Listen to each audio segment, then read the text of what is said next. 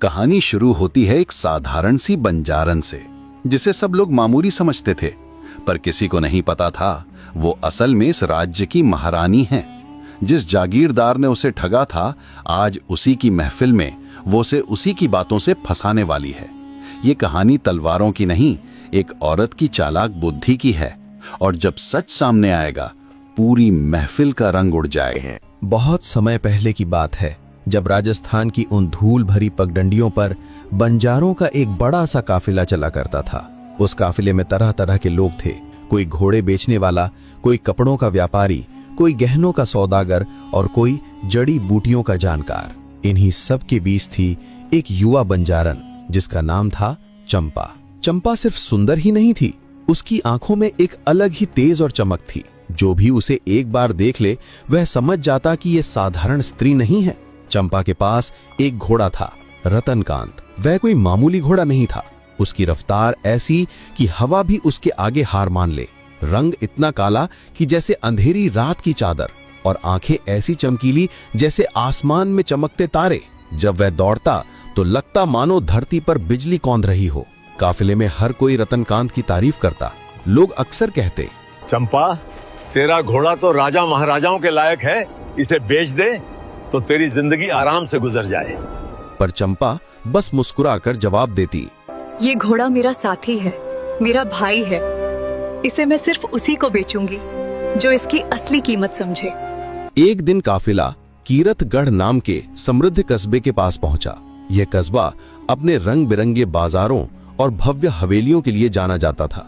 कीरतगढ़ का जागीरदार था रघुवीर सिंह, एक ऐसा आदमी जो अपनी दौलत और रुतबे पर बेहद घमंड करता था। उसके पास पहले ही घोड़ों का बड़ा अस्तबल था, पर उसकी लालच कभी खत्म नहीं होती थी। जैसे ही उसे पता चला कि एक बंजारन के पास अद्भुत घोड़ा है, वह अपने कुछ लोगों के साथ काफिले तक पहुंचा। रतनकांत को देखते ही उसकी आंखें चमक उठीं। वह बोला, वाह, क्या घोड़ा है! ऐसा घोड़ा मैंने आज तक नहीं देखा। बंजारन, ये घोड़ा बिकाऊ है क्या? चंपा ने शांत स्वर में कहा, हाँ, पर इसकी कीमत बहुत है। रघुवीर सिंह हंसते हुए बोला, कीमत की चिंता मत कर, मैं कीरतगढ़ का जागीरदार हूँ। बता, कितने चाहिए? चंपा ने थोड़ी सोचकर कहा, 200 सोने के सिक्के। यह सुनकर रघुवीर सिंह हल्की मुस्कान के साथ बोला, ठीक है, पर आज मेरे पास इतने सिक्के नहीं हैं। तू कल सुबह मेरी हवेली में आ जा, मैं पूरे दाम दूंगा और घोड़ा ले लूंगा। चंपा ने थोड़ी झिझक के बाद हामी भर दी। ठीक है जागीरदार साहब, पर सौदा पक्का है ना? रघुवीर सिंह ने आत्मविश्वास से कहा, हाँ हाँ, बिल्कुल पक्का, मेरा वचन है। अगली सुबह चंपा ने रतनकांत को अच्छे से सजाया संवारा और जागीरदार की हवेली की ओर चल पड़ी। रास्ते भर वह सोचती रही कि आज उसे इतनी बड़ी रकम मिलेगी तो वह अपने पूरे काफिले की मदद कर सकेगी। हवेली के दरवाजे पर पहुंचकर उसने पहरेदारों से कहा, मुझे जागीरदार साहब ने बुलाया है, घोड़े का सौदा करना है। पहरेदारों ने अंदर जाकर खबर दी। कुछ देर बाद रघुवीर सिंह बाहर आया, पर अब उसके चेहरे पर कल वाली मीठी मुस्कान बिल्कुल नहीं थी। वह ठंडे लहजे में बोला, कौन हो तुम और यहाँ क्यों आई हो? चंपा चौंक गई। उसने कहा, जागीरदार साहब, मैं वही बंजारन हूँ जिससे आपने कल घोड़े का सौदा किया था। आप भूल गए क्या? रघुवीर सिंह ने अपने दरबारियों की ओर देखते हुए ठंडे स्वर में कहा, कौन सा सौदा? मैंने तो कोई सौदा नहीं किया। और सबूत कहाँ है? तेरे पास कोई गवाह है? कोई लिखित समझौता है? चंपा के पैरों तले जैसे जमीन खिसक गई। उसने हताश होकर कहा, लेकिन आपने खुद वादा किया था। आप मुझे धोखा दे रहे हैं। रघुवीर सिंह हंस पड़ा। धोखा? अरे बंजारन, तू शायद भूल गई है कि मैं कौन हूँ। मैं इस इलाके का जागीरदार हूँ। अगर तू यहाँ हंगामा करेगी तो तुझे और तेरे पूरे काफिले को यहाँ से निकलवा दूंगा। अब चली जा यहाँ से। उसके सिपाहियों ने चंपा को धक्का देकर बाहर निकाल दिया। चंपा हवेली के बाहर आ गई, लेकिन अब उसकी आंखों में आंसू नहीं, आग थी। काफिला उसी दिन आगे बढ़ने वाला था, इसलिए चंपा वापस लौट आई। जब लोगों ने पूरी बात सुनी तो सबने समझाया, चंपा, ये जागीरदार और ताकतवर लोग ऐसे ही होते हैं। हम गरीब बंजारे इनसे क्या लड़ेंगे? चल, इसे अपना नसीब समझ और आगे बढ़। लेकिन चंपा के भीतर कुछ टूटने के बजाय कुछ नया जन्म ले चुका था। उसने मन ही मन प्रण लिया, नहीं, ये अन्याय ऐसे ही नहीं जाएगा। जिस चालाकी से जागीरदार ने मुझे ठगा है, मैं उसे उसी की भाषा में जवाब दूंगी। उसे ऐसा सबक मिलेगा कि जिंदगी भर याद रखेगा। उस रात जब पूरा काफिला सो चुका था, चंपा अपने तंबू में अकेली बैठी सोच रही थी। उसके मन में तूफान मचा था। वो जानती थी कि सीधे लड़ाई करने से उसके पास न ताकत है न गवाह। पर चंपा सिर्फ सुंदर नहीं, बहुत तेज दिमाग वाली भी थी। उसने सोचा, रघुवीर सिंह समझता है कि मैं एक बेबस बंजारन हूं, पर अब मैं उसे दिखाऊंगी कि एक स्त्री की बुद्धि किसी भी हथियार से ज्यादा धारदार हो सकती है। रात भर जागकर उसने एक योजना तैयार की। अगली सुबह उसने काफिले के एक बूढ़े व्यापारी से कहा, काका, मुझे कीरतगढ़ में कुछ दिन रुकना है। आप लोग आगे बढ़ जाइए, मैं बाद में आ जाऊंगी। बूढ़े व्यापारी ने चिंता से पूछा, बेटी, तू अकेली वहाँ क्या करेगी? वो जागीरदार बड़ा खतरनाक आदमी है। चंपा हल्का मुस्कुराई। चिंता मत कीजिए, मुझे पता है मैं क्या कर रही हूँ। बस मेरे लिए दुआ कीजिए। काफिला आगे बढ़ गया और चंपा अकेली कीरतगढ़ के पास एक छोटे से सराय में ठहर गई। अब उसने अपनी योजना पर काम शुरू किया। सबसे पहले उसने अपना पूरा रूप रंग बदल दिया। उसने साधारण बंजारन वाले कपड़े उतारे और एक सुंदर रेशमी साड़ी पहनी। अपने बाल संवारे, उनमें गजरा लगाया, माथे पर बड़ी बिंदी लगाई, हाथों में चमकते कंगन पहने। अब वो किसी बंजारन जैसी नहीं, बल्कि किसी रईस घर की बेटी जैसी लग रही थी। पर सिर्फ रूप बदलना काफी नहीं था, उसे महल में बिना शक उठाए प्रवेश करना था। उसने सराय के मालिक से कीरतगढ़ और जागीरदार के बारे में कई बातें पूछी। भाई साहब, यहाँ के जागीरदार रघुवीर सिंह, उन्हें क्या पसंद है? सराय का मालिक बोला, अरे बहन जी, उन्हें संगीत और नृत्य का बहुत शौक है। हर महीने हवेली में बड़ी महफिल सजती है, गायक नर्तकियां बुलाता है। ये सुनते ही चंपा की आंखों में चमक आ गई। यही रास्ता था। चंपा को बचपन से गाना बजाना आता था। रात को काफिले के लोग आग के पास बैठते तो उसकी मधुर आवाज सुनकर हर कोई मंत्रमुग्ध हो जाता था। अब उसने तय कर लिया, यही कला उसका हथियार बनेगी। अगले दिन अपने नए रूप में वो कीरतगढ़ की गलियों में घूमने लगी। उसने बाजार से कुछ वाद्य खरीदे और शहर के लोगों से पता लगाया कि जागीरदार की अगली महफिल कब होने वाली है। एक बूढ़ी औरत ने बताया, बेटी, अगले हफ्ते पूर्णिमा की रात जागीरदार की हवेली में बड़ी महफिल होने वाली है। वहाँ दूर दूर से कलाकार आएंगे। ये सुनकर चंपा ने मन ही मन मुस्कुरा दी। अच्छा, तो अब मुझे भी उसी महफिल में पहुंचना होगा, उसने सोचा। अगले कुछ दिन उसने तैयारी में बिताए। उसने अपने गायन का अभ्यास किया और ऐसे गीत चुने जो राजस्थान की लोक संस्कृति से जुड़े थे। साथ ही उसने अपने दिमाग में एक चालाक योजना भी गढ़ ली थी। वो जानती थी कि सिर्फ गाने से काम नहीं चलेगा, उसे जागीरदार को उसी के खेल में फंसाना होगा। आखिर वो पूर्णिमा की रात आ ही गई। चंपा ने खुद को बेहद सुंदर तरीके से सजाया और फिर जागीरदार की हवेली के मुख्य द्वार पर पहुंची। पहरेदारों ने रोका। तुम कौन हो? चंपा ने बड़े आत्मविश्वास से जवाब दिया, मैं जयपुर से आई हूँ, एक गायिका हूँ। सुना है आज यहाँ बड़ी महफिल है। मैं जागीरदार साहब के सामने अपनी कला पेश करना चाहती हूँ। उसका रूप, उसका आत्मविश्वास और उसकी बोलने की शैली देखकर पहरेदारों ने बिना शक किए उसे अंदर जाने दिया। अंदर महफिल अपने पूरे शबाब पर थी। बड़े बड़े दरबारी, व्यापारी और कलाकार बैठे थे। बीच में ऊंचे सिंहासन पर झुककर बैठा था रघुवीर सिंह, अपनी ही शान और अहंकार में डूबा हुआ। चंपा धीरे धीरे महफिल के कोने में जाकर बैठ गई। उसने अपना ओढ़ना इस तरह चेहरे पर रखा कि कोई उसे पहचान न सके। कुछ देर तक वो चुपचाप महफिल को देखती रही। जब कुछ गायक और नर्तक अपनी प्रस्तुति देकर लौटे और जागीरदार ने उन्हें इनाम दिए, तभी उसने घोषणा की, क्या कोई और है जो अपनी कला दिखाना चाहता है? चंपा ने यही क्षण पकड़ा। वो धीरे से उठी, ओढ़नी का पल्ला हटाया और आगे बढ़ी। जैसे ही लोगों की नजर उस पर पड़ी, महफिल में एक पल का सन्नाटा छा गया। उसकी खूबसूरती, उसकी आंखों में झलकता आत्मविश्वास सबको हैरान कर रहा था। रघुवीर सिंह ने आश्चर्य से पूछा, तुम कौन हो सुंदरी? चंपा मुस्कुराई, मैं दूर से आई एक यात्री हूँ जो बुद्धि और कला का सौदा करती है। उसका परिचय सुनकर दरबारी भी हैरान रह गए।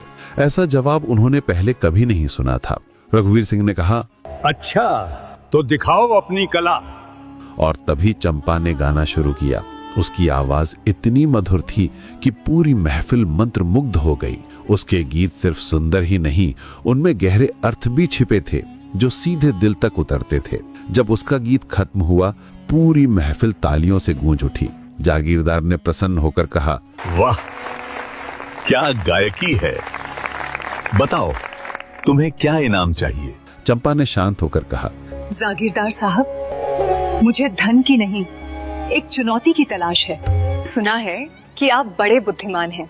क्या आप मेरे साथ एक बुद्धि का खेल खेलेंगे? यह सुनकर रघुवीर सिंह के चेहरे पर घमंड फैल गया।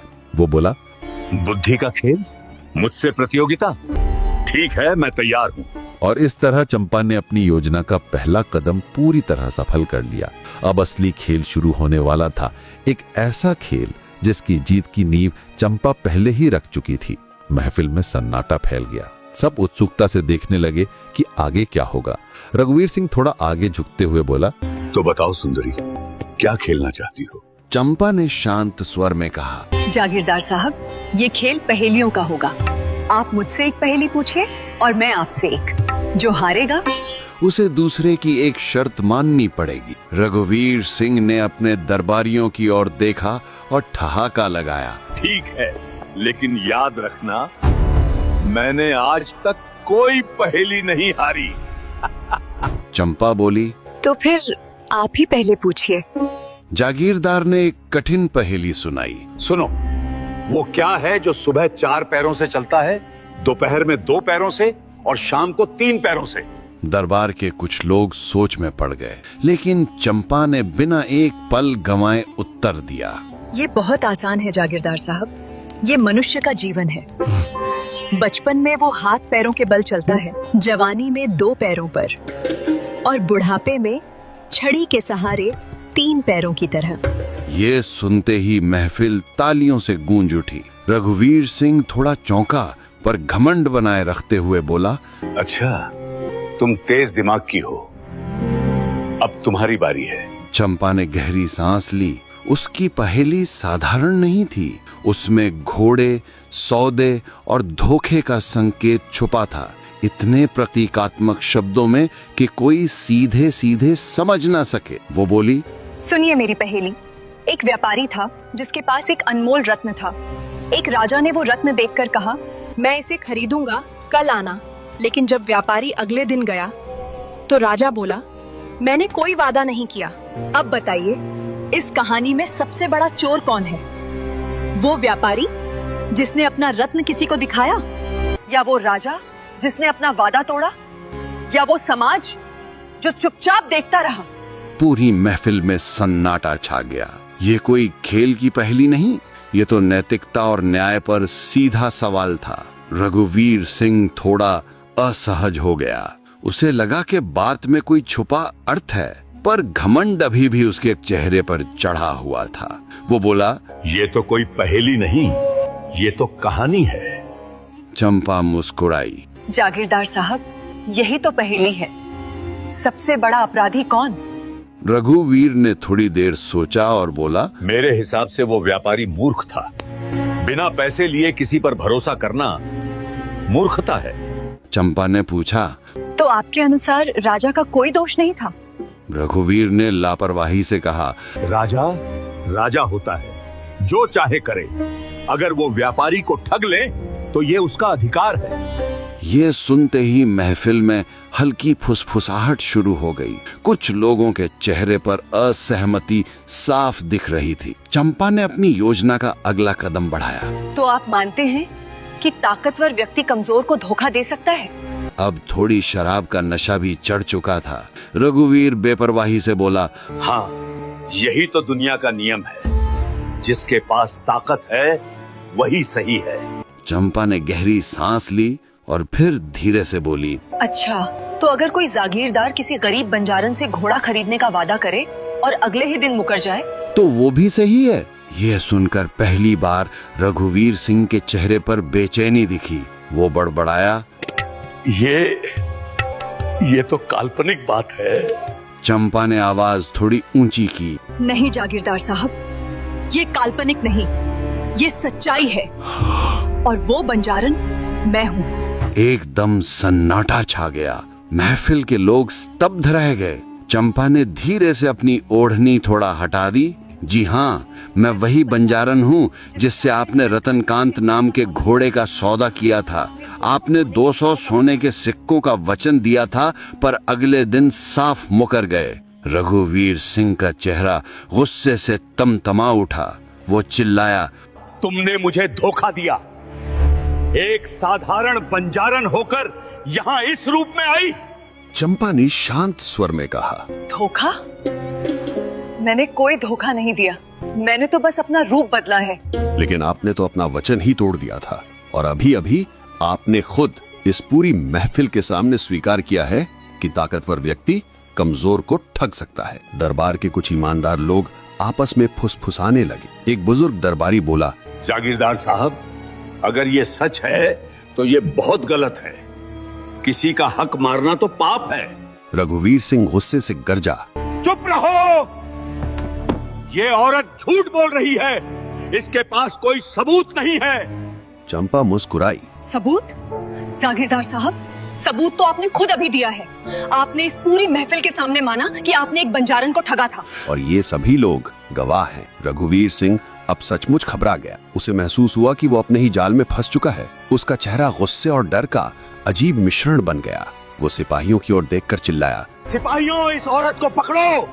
ये झूठी है, इसे महल से बाहर निकालो। सिपाही आगे बढ़ने ही वाले थे, तभी अचानक मुख्य द्वार खुला और घोड़े की टापों की गूंज से महफिल थर्रा उठी। अंदर एक सेनापति आया, जिसके हाथ में शाही मोहर लगी चिक्की थी। पूरी महफिल की नजर उसी पर टिक गई।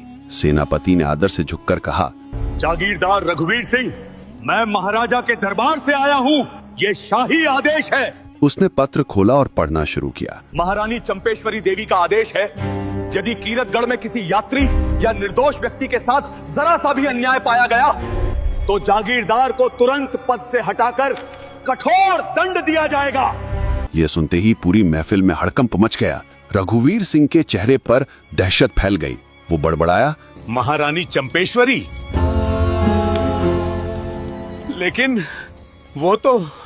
सेनापति ने कहा, जी हाँ जागीरदार साहब, महारानी चंपेश्वरी देवी, जो हमारे महाराज की बहन हैं और न्याय की देवी मानी जाती हैं, उन्होंने अपने राज्य में घूम घूम कर देखने का निर्णय लिया है कि कहीं कोई अन्याय तो नहीं हो रहा।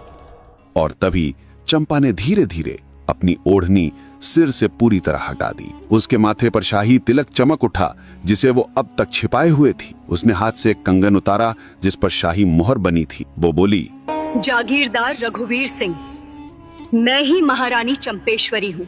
मैं अपने राज्य में ये देखने निकली थी कि मेरी प्रजा के साथ कैसा व्यवहार किया जा रहा है, इसलिए मैंने बंजारन का रूप धारण किया था। महफिल में मौजूद लोग स्तब्ध रह गए। कुछ लोग तुरंत झुककर प्रणाम करने लगे। चंपा ने आगे कहा, जब मैंने देखा कि कीरतगढ़ के जागीरदार ने मुझसे वादा करके उसे तोड़ दिया, तब मुझे अपने प्रशासन पर शर्म आई। मैंने सोचा ये अन्याय ऐसे ही नहीं जाएगा, इसलिए मैं दोबारा यहाँ आई, लेकिन इस बार एक अलग रूप में। रघुवीर सिंह के पैरों तले से जमीन निकल गई। वो कांपते हुए बोला, महारानी, मुझे माफ कर दीजिए, मुझे नहीं पता था कि आप... चंपा ने उसकी बात काट दी। नहीं पता था तो क्या? क्या तुम सिर्फ राज परिवार को ही सम्मान देते हो? एक साधारण बंजारन को ठगना तुम्हें सही लगा? अब महफिल धीरे धीरे चंपा के पक्ष में होने लगी। एक बुजुर्ग व्यापारी उठा और बोला, महारानी बिल्कुल ठीक कह रही हैं। जागीरदार साहब ने गलत किया है। दूसरा व्यक्ति बोला, हमने भी सुना था कि जागीरदार साहब अक्सर ऐसी हरकतें करते हैं, पर डर की वजह से कोई बोल नहीं पाता था।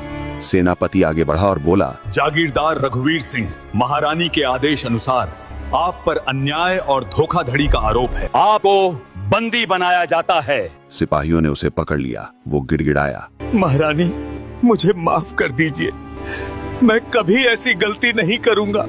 चंपा ने सख्त स्वर में कहा, रघुवीर सिंह, तुम्हारी सबसे बड़ी गलती ये नहीं थी कि तुमने एक बंजारन को ठगा। सबसे बड़ी गलती ये थी कि तुमने अपनी ताकत का गलत इस्तेमाल किया। तुमने समझा कि ताकत होने से अन्याय भी सही हो जाता है। लेकिन याद रखो, न्याय किसी का मुंह नहीं देखता, न्याय राजा रंक में फर्क नहीं करता।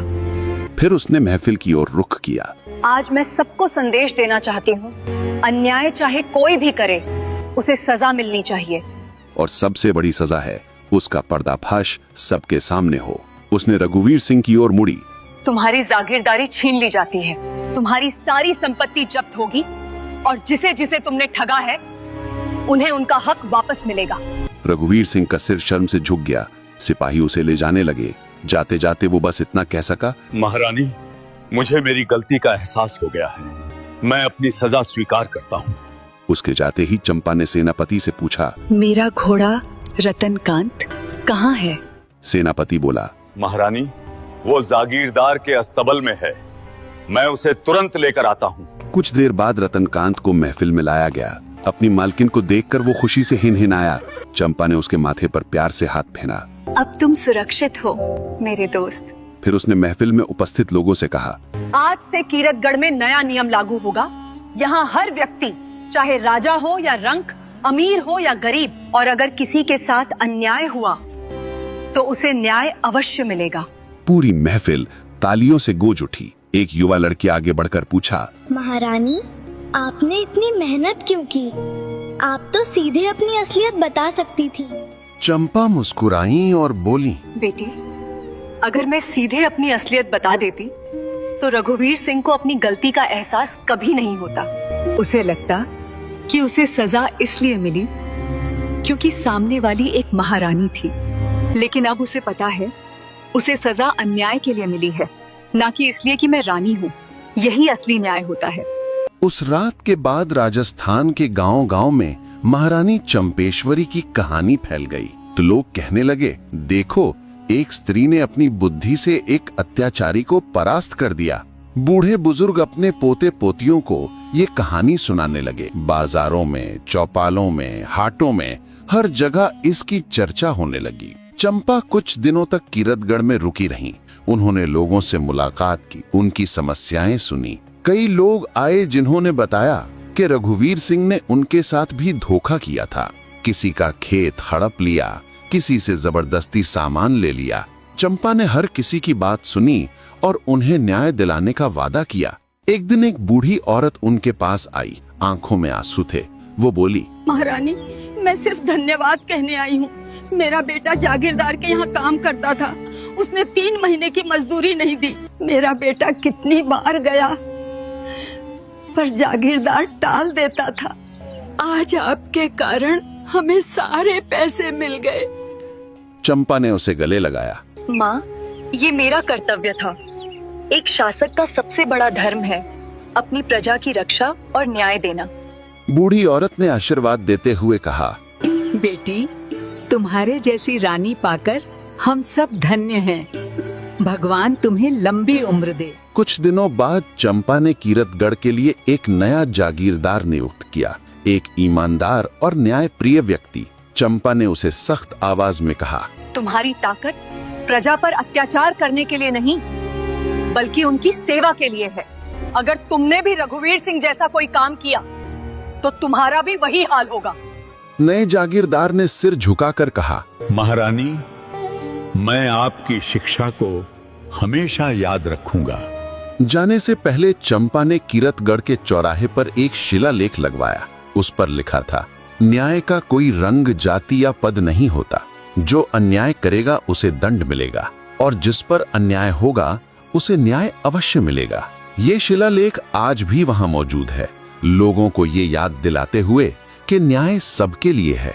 जब चंपा अपने महल की ओर लौट रही थीं, तो रास्ते में उन्हें वही बंजारों का काफिला मिला जिसके साथ वो पहले यात्रा कर रही थीं।